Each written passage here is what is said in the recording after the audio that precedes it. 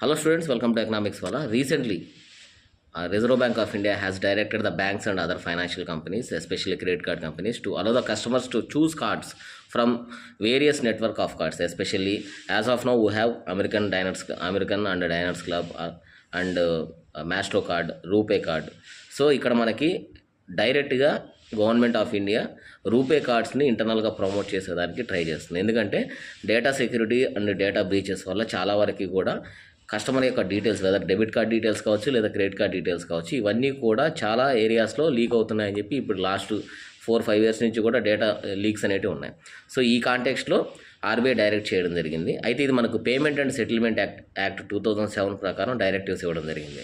ఇంతకుముందు ఎర్లియర్గా కస్టమర్స్కి ఎటువంటి ఆప్షన్ లేదు.